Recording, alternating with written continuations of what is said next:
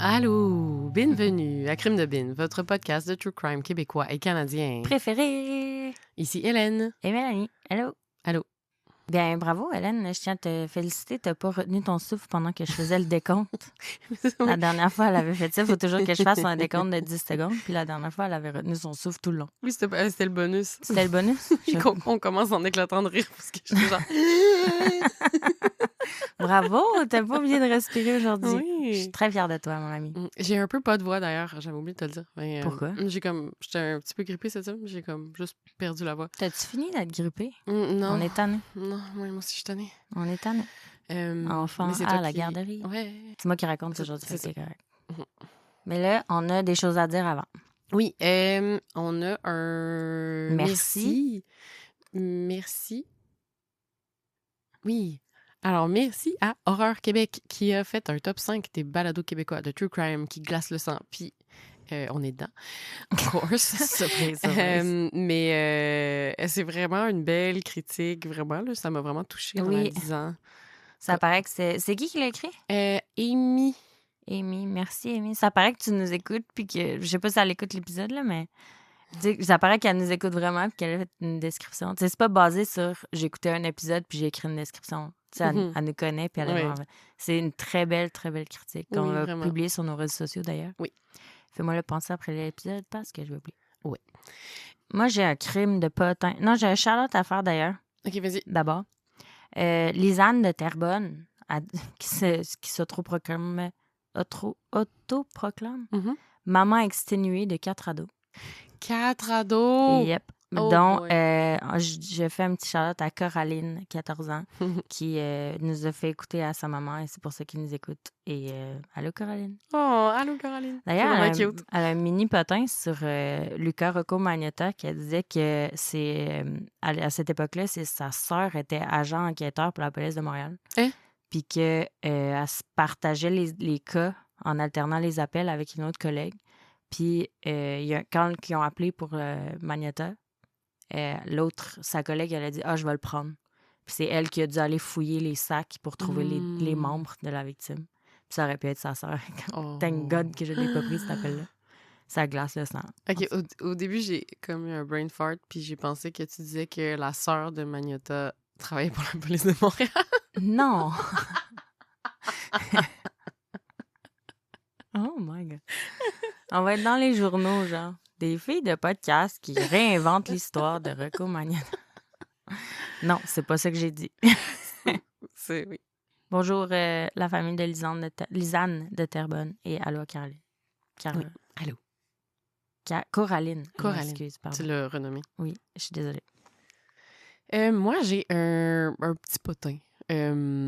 C'est par rapport, tu sais, dans l'histoire de Dino Bravo, là, j'avais mentionné que la tante de Dino, elle s'était faite violer par Vic Cotronier, puis après ça, elle l'a marié. C'était comme, genre, ça arrivait souvent dans les familles italiennes à l'époque. Là, il y a quelqu'un qui nous a écrit par rapport à ça, qui veut rester anonyme, et qui dit « Dans ma famille, j'ai un oncle, Jean-Guy, qui était vraiment coureur de jupons.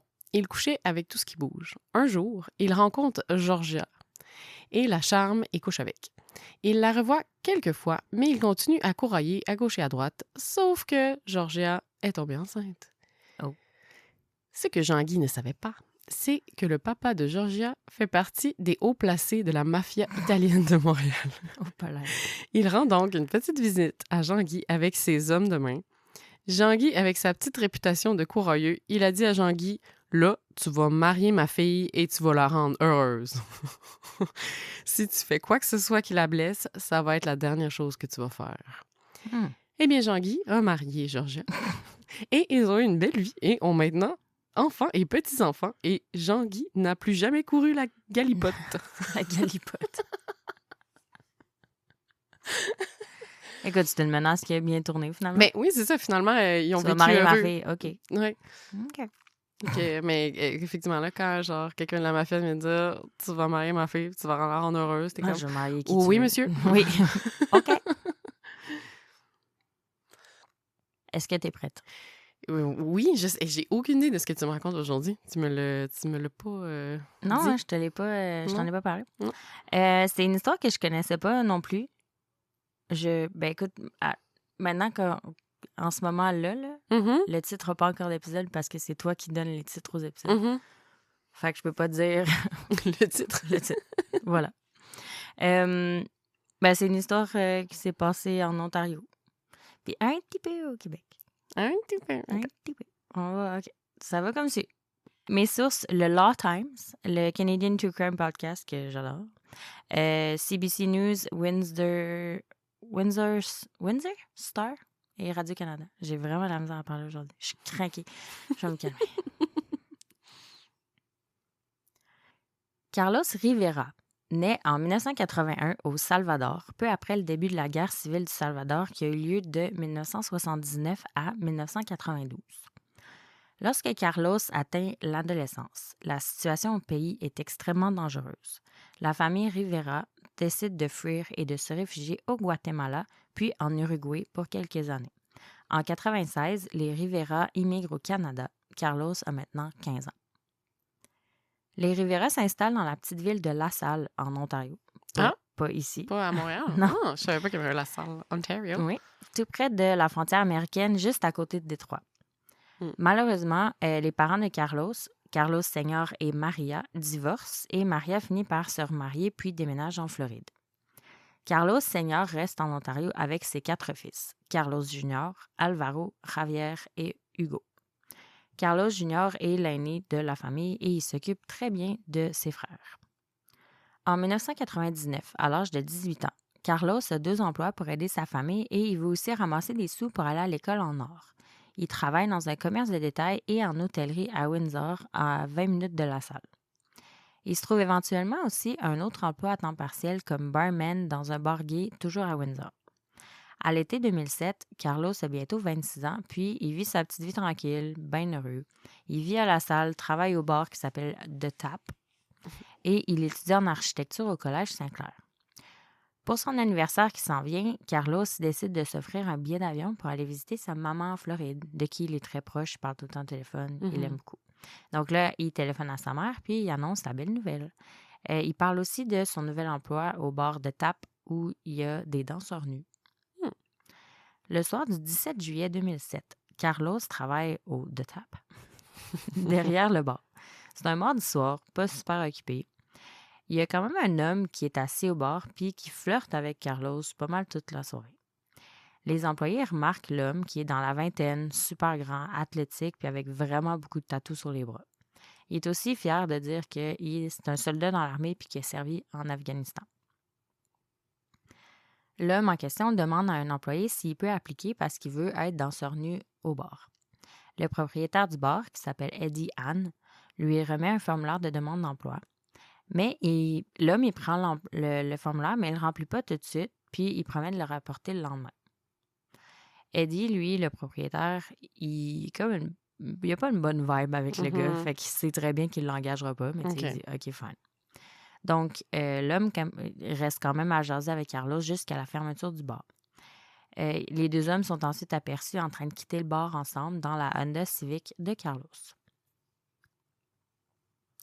Le lendemain, Carlos il se présente pas à son chiffre du soir. Eddie l'appelle, sans réponse. Et là, Carlos, c'est un employé super fiable puis c'est vraiment pas à son habitude de pas rentrer, surtout sans donner d'avis. Fait que là, quelques heures plus tard, Eddie a comme un mauvais feeling, il décide d'appeler la police. Quand même, c'est vraiment un bon boss. Ouais. Sur place, les policiers interrogent les employés du bar parce que c'est le dernier endroit où Carlos a été vu. Il donne une description super précise de l'homme qui était assis au bar toute la soirée la veille. Un soldat, 200 livres, 1,80 m, cheveux bruns rasés, yeux bruns, musclés, super tatoués. Avec toutes ces informations-là, les policiers savent déjà à qui ils ont affaire.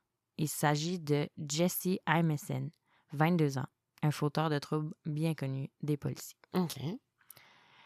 Imeson, ils font une petite recherche et Imeson, il loue depuis quelques semaines une chambre dans une maison de relais. Une maison de relais, c'est un logement à vocation sociale pour des personnes en situation de précarité qui ont souvent connu l'itinérance ou des difficultés d'intégration dans un logement classique. OK. Les policiers s'y rendent, mais Amundsen n'est pas là. Ils se rendent dans la chambre pour trouver des indices et là, en rentrant, ils voient le corps partiellement nu de Carlos Rivera couché sur le lit recouvert d'une couverture, sans vie. Carlos a été étranglé avec une ceinture enroulée 2 fois autour de son cou, puis il y a une blessure au visage. Il y a aussitôt une photo de Jesse Emerson qui est envoyée aux médias pour que le public aide la police à le retrouver. Il est aussi mentionné dans les médias qu'il pourrait être au volant d'une Honda Civic Argent 96, la voiture de Carlos. Okay. Je te raconte qui est Jesse Emerson. Mais il me semble que quand tu veux commettre un meurtre, là, de genre passer la soirée au bord, de parler à tout le monde, de genre dire que tu veux travailler là, puis de te faire vraiment remarquer, c'est cave en tabarouette, là. C'est parce que c'était pas prévu. OK. Je te reviens. OK. Jesse Emerson naît en 1985, comme si j'ai besoin de spécifier. C'est pas en 1800. Sorry. En 1985, à Amherstburg, en Ontario, à 35 minutes à peu près de Windsor. C'est l'aîné de 3 enfants, puis son père travaille dans la construction. Emerson est décrit comme un bout en train, super joyeux, veut toujours s'amuser. Pourtant, Emerson est loin d'avoir eu une enfance facile. En juin 1995, lorsqu'il a 10 ans, son père, qui a 27 ans, se suicide. C'est malheureusement Emerson qui fait la découverte du corps de son père, qui est considéré comme son héros. Oh, c'est vraiment horrible. À la suite de cet événement-là, le comportement d'Emerson, il dégringole. Il était incontrôlable. Sa relation avec sa mère est vraiment tumultueuse. 1 an après la mort de son père, sa mère est plus capable, elle le place en famille d'accueil. Son frère et sa sœur restent à la maison avec sa mère, mais ils vont finir quelques années plus tard par aller vivre chez d'autres membres de leur famille. J'ai pas plus d'informations là-dessus. Emerson est donc placé dans une famille à Leamington, à 40 minutes d'Amherstburg, mais ça prend juste quelques semaines avant qu'ils se débarrassent de lui parce que ils sont plus capables. Il est incontrôlable. Il est ensuite transféré dans un centre pour adolescents en difficulté qui s'appelle le Maryvale Children's Mental Health Treatment Center. C'est là que le comportement de Jesse Emerson, 11 ans, s'aggrave encore plus. Il a juste 11 ans. Ouais. Et là, il commence à consommer, à 11 ans, de la drogue, de l'alcool en grande quantité. Il devient violent, puis il agresse verbalement les autres adolescents du centre pour être sûr de se faire respecter. Donc, ils ont peur de lui.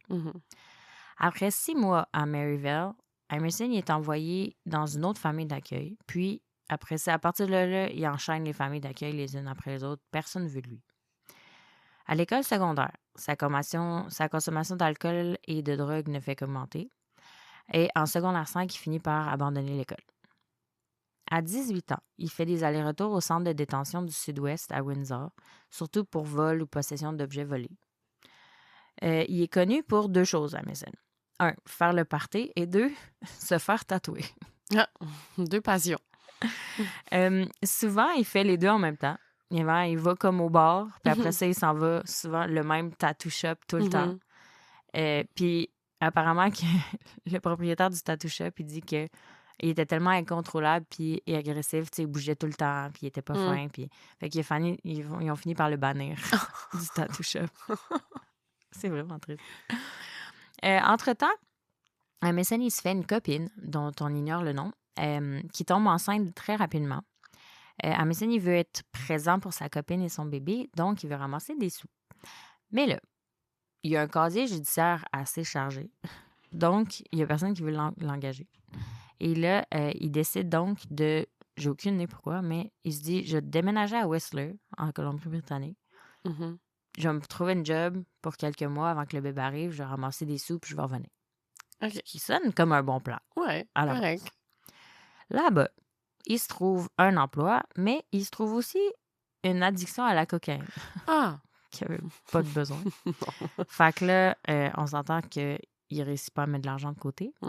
Le bébé naît et il revient en Ontario, mais là, il n'y a pas un sou en poche. Mais sa copine, elle reste quand même avec lui.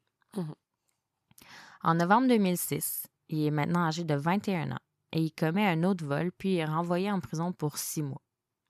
Après ça, quand il sort de là, au début de l'année 2007, il suit un programme de désintox de 40 jours à Windsor. Surprise, surprise, qui ne fonctionnera pas. Quelques mois plus tard, à l'été 2007, Amundsen, il se loue une chambre dans une maison de relais. Et c'est dans cette chambre-là que le corps de Carlos Rivera sera retrouvé quelques semaines plus tard. Fait que rendu là, il était plus avec Non, elle l'avait dompé. Thank God. Ouais, c'est ça. Bonne affaire pour elle. C'est ça. Amundsen puis la mère de son... c'était ma prochaine ligne. Amundsen et la mère de son enfant finissent par se laisser pour la énième fois. Okay. Et comme on peut se l'imaginer, ils sombrent dans l'alcool et la drogue. Mais là, il a besoin d'argent parce que la cocaïne, ça coûte plus cher que le cannabis. C'était du cannabis qu'il prenait avant. Et là, il confie à son ami Nick qu'il a trouvé un bar gay dans lequel il pourrait aller travailler comme danseur nu puis faire la palette de tap. Donc, Nick est surpris de cette idée-là parce que son ami, de un, il est pas gay. Puis de deux, il a jamais fait ça de la danse. Il a aucune idée de qu'est-ce qu'il fait. Fait que, bref, il est vraiment surpris, mais il le supporte quand même dans son plan. Il est comme, OK, d'un coup, ça marche. Ouais. Donc, ça nous ramène au soir du mardi 17 juillet 2007. Nick, c'est lui qui dépose Amundsen au bar de tap où Carlos Rivera travaillait derrière le bar ce soir-là. Donc, on sait comment son arrivée au bar se passe. Amundsen s'assoit au bar, jase avec Carlos, crouse, jase, fait une demande d'emploi, remplit pas, blablabla. Donc, on se rappelle que, c'est ça, il remplit finalement pas le formulaire d'emploi et que le propriétaire a absolument aucune intention de l'engager. Mais, c'est pas ça que Amundsen dit à son ami Nick. Donc, vers 1h du matin, Amundsen, il appelle Nick pour qu'il le rejoigne puis qu'il amène la coke. Et là, il dit, je viens d'appliquer pour une job de danseur nu, j'ai été engagé, j'ai fait une danse puis j'ai déjà fait 80$. Tout ça, c'est pas vrai. On s'en va. Fait que là, il est super content puis là, il dit, viens me rejoindre, ça va être le fun. Et son ami Nick est comme, non, man, t'as l'air trop avancé, ça me tente pas. Ce qui est réellement arrivé, c'est que le propriétaire du bar, il l'a raconté plus tard, c'est que Amundsen, il s'est lui-même improvisé danseur à un moment donné dans le bar. Puis il est allé danser sur un poteau. Il a fait une petite danse, habillé. Puis, mais tu sais, en aucun cas, il a proposé un emploi, puis en aucun cas, il a fait de l'argent. Fait que c'est ça sa version de l'histoire. OK. Donc, Nick vient pas le rejoindre. Et là, Amundsen, il continue à flirter avec le gars cute derrière le bar, et qui est Carlos. Et là, on se rappelle que Amundsen n'est toujours pas gay. Ouais. Fait qu'on comprend pas ce qui se passe. La fermeture du bar arrive. Amundsen et Carlos quittent le bar ensemble, se rendent à la maison où habite présentement Amundsen. Et là, à la maison, il y a un autre chambreur qui est là et qui est réveillé, qui s'appelle Doug. Doug. Les anglophones présentent. Moi, je vais l'appeler Doug. Doug. Et lui, il continue à faire la fête avec Amundsen et Carlos. Ils boivent ensemble, prennent des photos. Et les photos, quand elles sont retrouvées, sur une des photos, on voit Amundsen qui a le bras autour de Carlos, puis sa langue est sortie comme pointée vers le mamelon de Carlos. OK. Canadian True Crime a décrit comme de manière sexuelle. OK. Vers 6h du matin, Amundsen emmène Carlos dormir dans sa chambre. Doug va dormir dans la sienne. C'est la dernière fois que Carlos est vu vivant. Donc, il tue Carlos. Après le meurtre de Carlos, Amundsen est sous le choc, mais il est quand même conscient de ce qu'il vient de faire.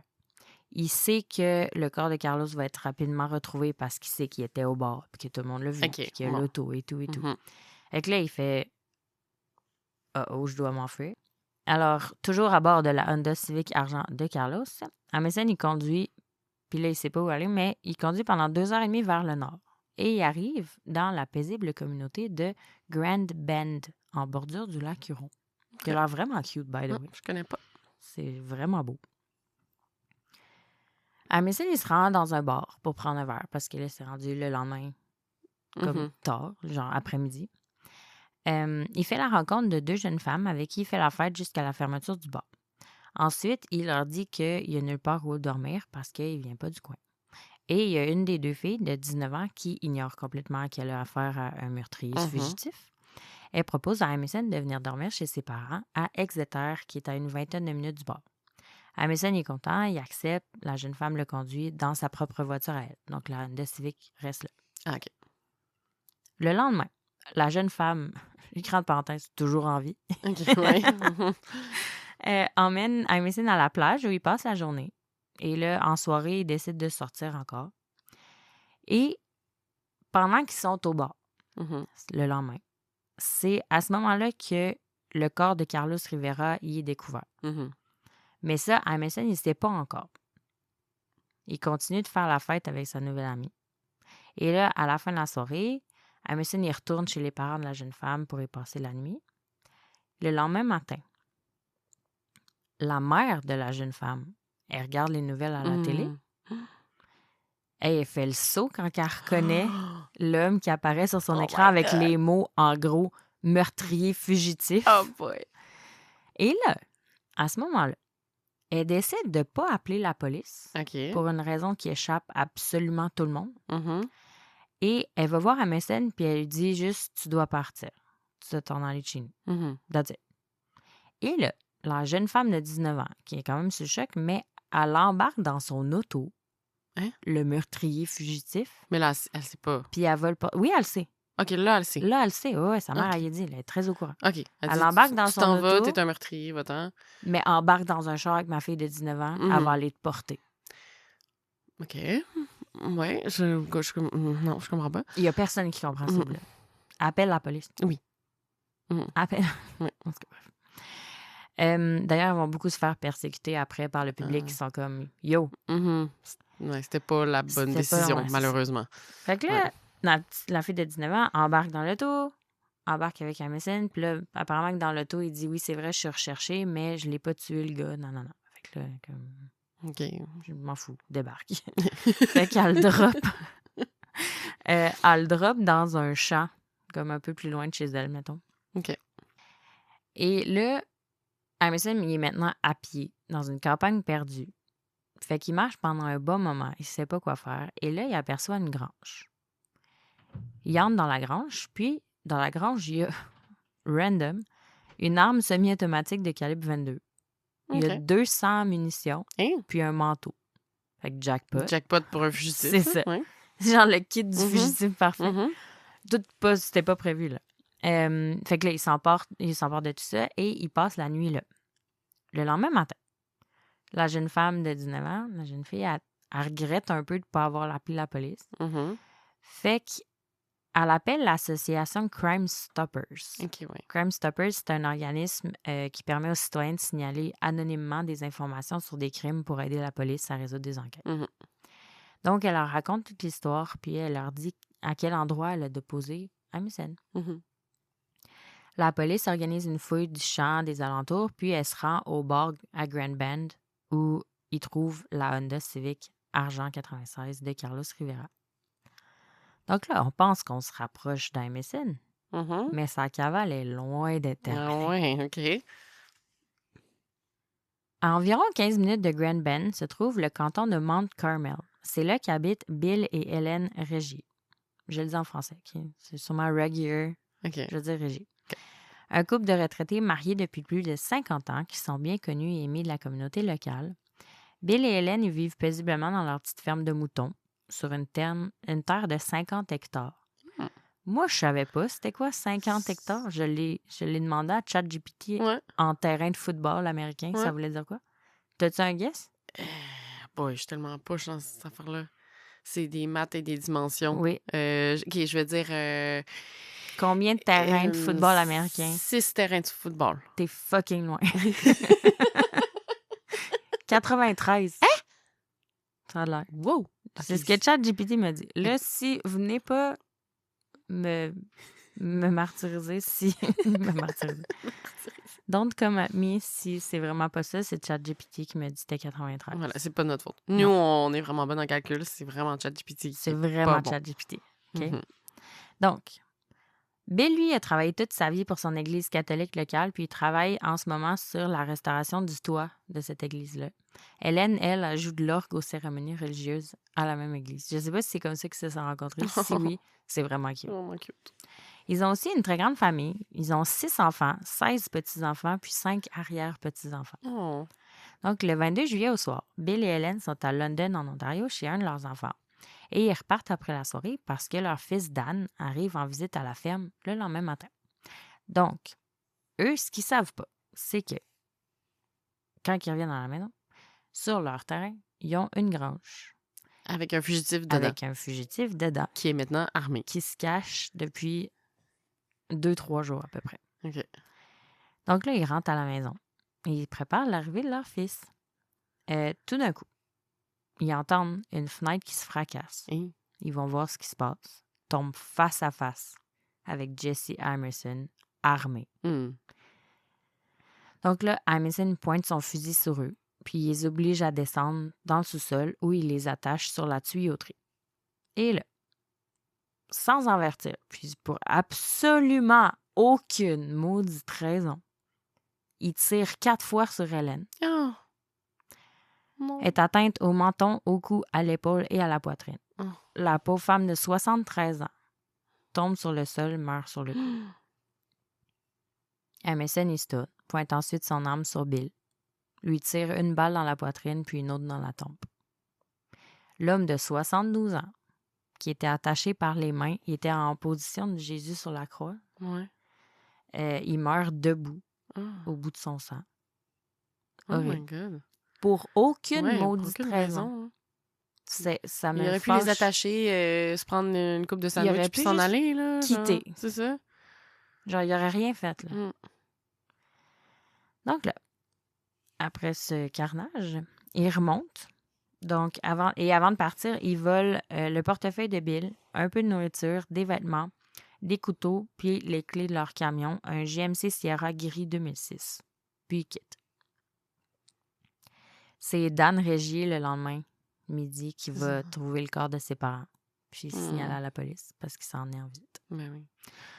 Donc là, l'Ontario a maintenant 3 meurtres horribles à élucider. Mais là, est-ce qu'on peut lier le meurtre de Carlos Rivera à ceux des Régies? Pour l'instant, non. Pour l'instant, non. Ouais. Mais, heureusement, à la ferme des Régies, les enquêteurs trouvent des empreintes de chaussures Nike pour hommes de taille 12. Les mêmes empreintes qui ont été retrouvées dans la chambre d'Emerson à Windsor. Oh. Bingo. Donc là, on peut officiellement lier les 3 meurtres. Puis avec ce que... Là, s'ils ont l'info de Crime Stoppers qui dit qu'il a été droppé là, exactement. Ils peuvent faire le lien. Ouais. Exactement. Il faut maintenant absolument arrêter Emerson avant qu'il fasse d'autres victimes, parce que là, il n'y a pas de sens. Le public est donc mis au courant par les médias. Il y a une ligne téléphonique spéciale qui est mise sur pied pour toutes les informations qui peuvent être utiles à la capture d'Emerson. Donc, au volant de la camionnette volée, Emerson il conduit pendant presque 7 heures vers l'est. C'est chez nous. Donc là, on est maintenant le 28 juillet 2007. Ça fait plus que 10 jours qu'Emerson est en fuite. Il finit par traverser la frontière du Québec, puis il se rend dans le village de Portage-du-Fort en Outaouais. C'est un endroit basé où il y a beaucoup de chalets.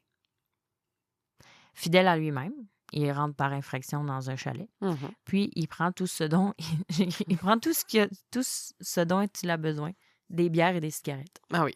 Puis il s'en va. Ce qui s'est passé, c'est que le chalet dans lequel il vient d'entrer, il appartient à Doug Young, un policier à la retraite. Oh. Donc là, quand il découvre que son chalet a été cambriolé, il enquête. Mm-hmm. C'est un policier. Il discute avec des voisins qui lui confirment qu'eux aussi ont été cambriolés. Oh. Puis le voleur dans les autres maisons a pris en général pas mal toute la même affaire, de la nourriture, de l'alcool, des cigarettes. Donc là, Doug il appelle la police. Un autre Doug, c'est pas le même. Le 30 juillet, dans la région de Renfrew, qui est à 20 minutes de Portage-du-Fort, mais de retour en Ontario, le GMC Sierra gris des Régies est retrouvé dans un champ. Et là, dans le camion, il y a un chandail noir à manches longues avec du sang dessus. Après analyse, on peut confirmer que le sang, c'est celui de Bill et d'Hélène Régier. Oh. Et on retrouve aussi des résidus d'armes à feu. Donc là, il n'y a pas de doute, on l'a le gars. T'sais. Il est pas loin. Il faut juste le trouver. Et là, ces informations-là, tout ce que je viens de te dire, c'est connu de la police de l'Ontario par rapport à Jesse Emerson, mais elle communique pas avec la police du Québec, même s'ils sont à 4 secondes de la frontière. Colin. Ce que je trouve vraiment weird. C'est en quelle année? Mais pas surprenant. En 2007. Oh my God. Mais avoue que c'est pas surprenant. C'est pas la première fois qu'on entend que les provinces et territoires se parlent pas au Canada. Les corps de police se parlent pas, les territoires, les provinces se parlent pas. Non. Ça fait très bon cop, bad cop. C'est vrai. Il n'y a donc pas de lien qui peut se tisser entre les cambriolages à Portage-du-Fort et le meurtrier ontarien en cavale. Ah! Il n'y a pas de lien qui se tisse entre ces deux informations-là, tu sais. Il y a toutefois un pamphlet, ça a l'air, qui circule en Outaouais à ce moment-là, avec la description d'Amison qui dit de faire attention parce qu'il y a un voleur dans le coin. On s'entend qu'il ne savait pas que c'était un meurtrier fugitif armé.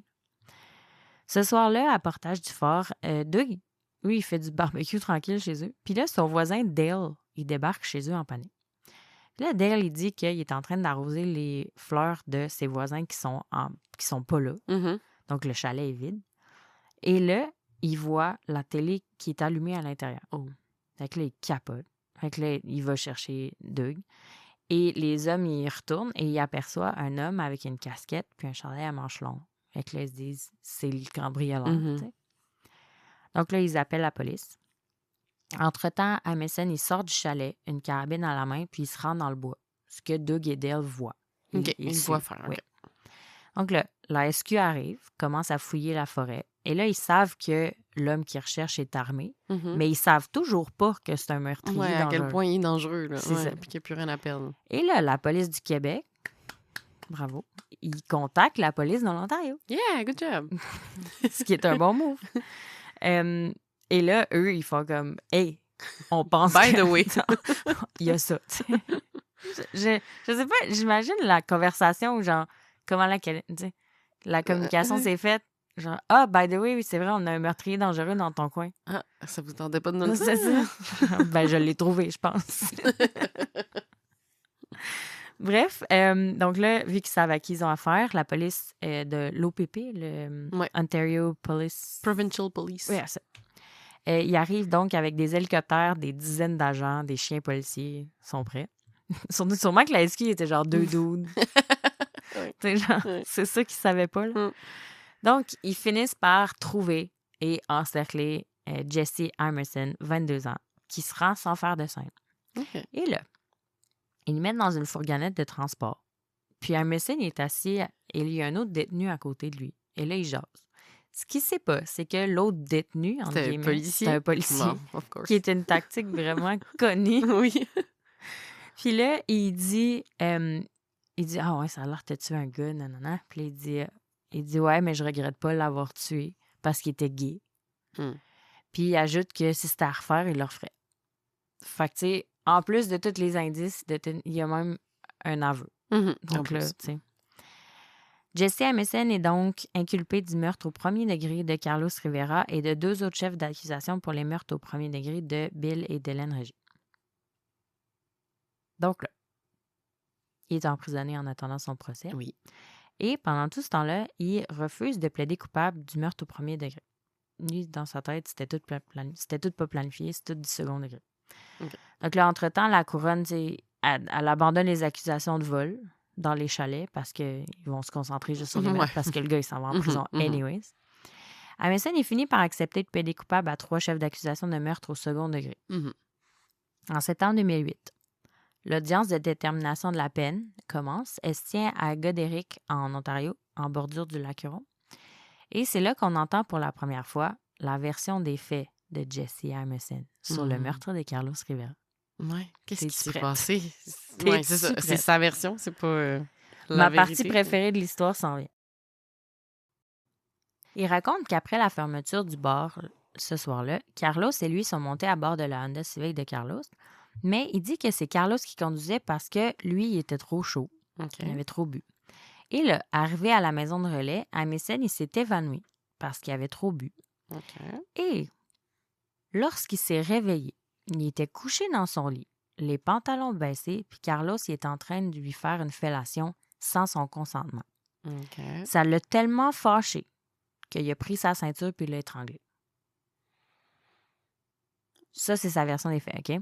Ça, c'est ce qu'on appelle la défense de provocation, qui est souvent appelée le panique gay ou la défense de la panique homosexuelle. Ah oui. Tu connais-tu ça? Oui, j'en ai déjà entendu parler. C'est genre, j'ai comme... C'est moins pire, je l'ai tué parce que j'ai eu peur parce qu'il était gay. Exact. Genre, c'est carrément ça. Donc là, je te fais un petit cours de panique gay 101. Ouais. C'est une vieille stratégie juridique qui est utilisée dans certains procès, surtout pour des accusations de meurtre ou de voies de fait graves. L'accusé prétend avoir réagi violemment sous le coup d'une provocation soudaine, entre guillemets, causée par une avance sexuelle non désirée de la part d'une personne du même sexe.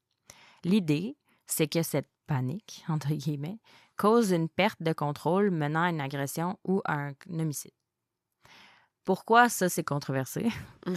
De un, ça renforce les stéréotypes homophobes. Mhm.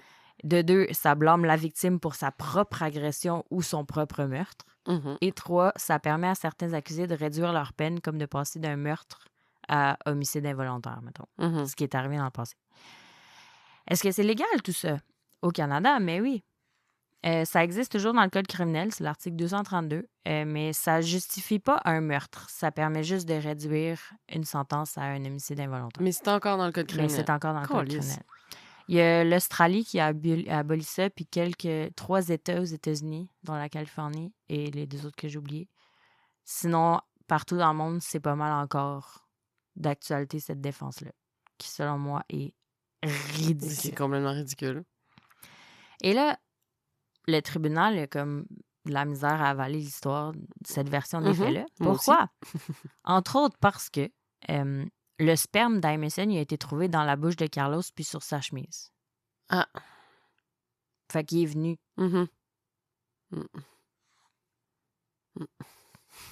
En ce qui concerne les meurtres de Bill et d'Hélène Régier, Emerson, il dit qu'il avait aucunement l'intention de les tuer lorsqu'il s'est rendu à leur ferme. Il était juste au mauvais endroit, c'est-à-dire chez eux.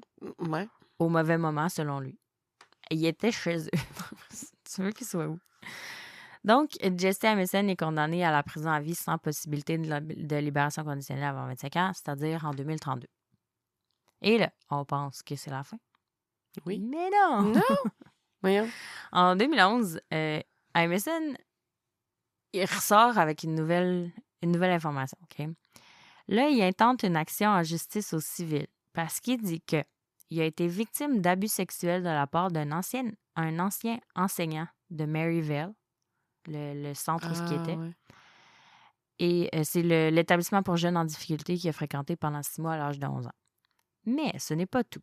Il dit aussi qu'il a été abusé sexuellement pendant des mois par un prêtre catholique, le père Howarth, pendant qu'il était dans une famille d'accueil, après avoir quitté Maryvale. Et là, ce serait les raisons pour lesquelles ils ont des traumas. Ceci explique cela, selon lui. Donc, Emerson poursuit le Maryvale Children's Mental Health Treatment Center et l'archidiocèse catholique, c'est difficile à dire, l'archidiocèse catholique de London, Ontario, pour obtenir des dommages et intérêts. Okay. Il veut de l'argent. Mais tu sais, quand même très plausible qu'il se soit fait agresser, malheureusement. Dans ça. Mais... Je t'en parle. OK. Le procès se déroule devant le jury en septembre 2016. L'ancien employé de Maryvale vient témoigner, puis lui, il nie toutes les accusations. Il dit que ça s'est pas passé. Pour ce qui est du père Howarth, il est décédé à ce moment-là, okay. Mais il y a un autre prêtre qui vient témoigner au nom de l'archidiocèse. Il y a un autre témoignage aussi, qui est fait par le Dr. Kerry Smith, qui est un psychologue qui a traité Emerson en prison pendant 3 ans. Il donne son opinion à savoir s'il pense que les agressions sexuelles ont vraiment eu lieu. Le Dr. Smith, il lit donc des extraits de ses rapports écrits pendant les séances qu'ils ont eues. Et lui, il établit un lien de causalité entre les allégations d'agression sexuelle d'Emerson et les 3 meurtres. Entre autres, il dit que la version d'Emerson selon laquelle il s'est réveillé en panique lorsqu'il a vu que Carlos lui faisait une fellation est très plausible, puisque ça s'est produit sans son consentement. Ça aurait ravivé des souvenirs comme des anciennes agressions. Ce pourquoi il aurait agi avec autant de rage et aucun contrôle. OK. Ça, c'est sa théorie. Okay. Et là, les avocats de Maryvale, ils soutiennent que le rapport du Dr. Smith, il dépasse le cadre de son expertise puis que ça ne devrait même pas être admis comme preuve.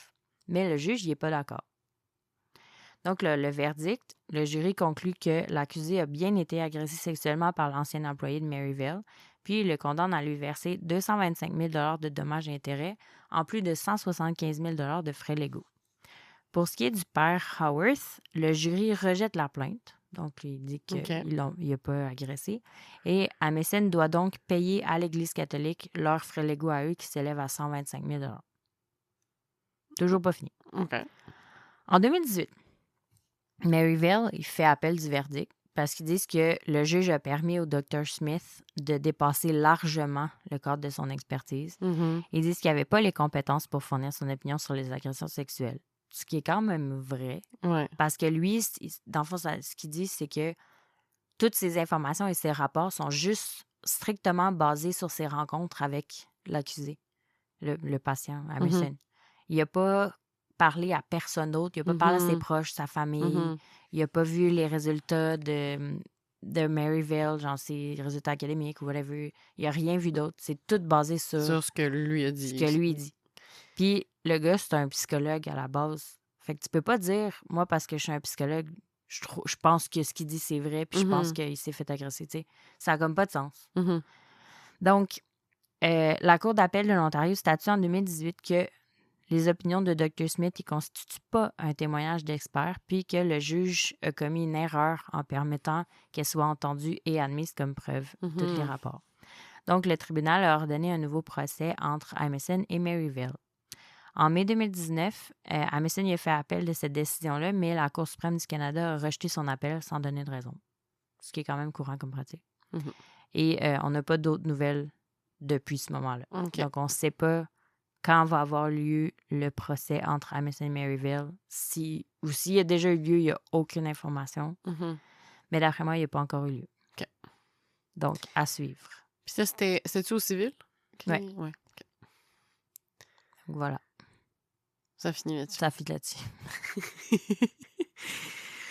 Hey! OK. C'est weird, hein?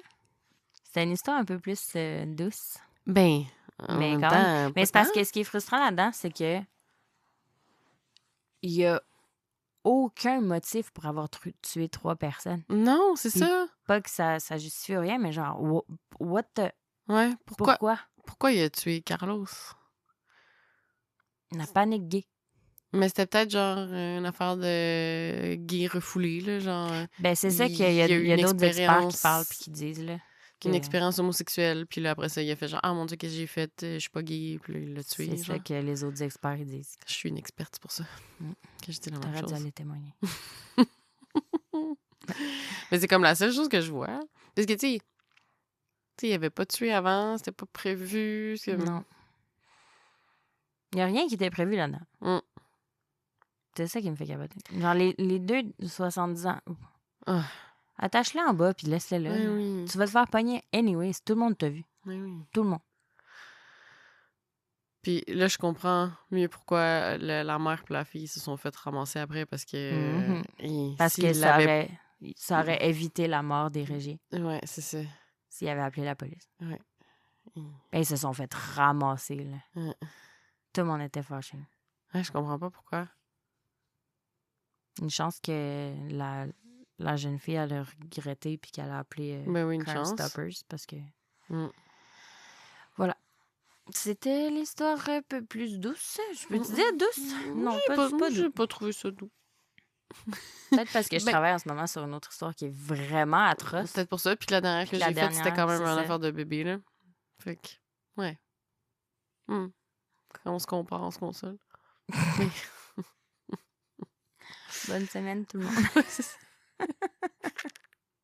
Merci de nous écouter. Oui. À la semaine prochaine. À la semaine prochaine. Bye. Bye. Crime de Bin est une idée originale de Mélanie Bouchard et Hélène Thompson. Mixage sonore et musique originale d'Anthony Castonguay-Hervé. Encouragez-nous, suivez nos aventures sur Instagram et sur Facebook. Et pour un épisode bonus par mois, abonnez-vous à notre Patreon. Merci Binku. Bye!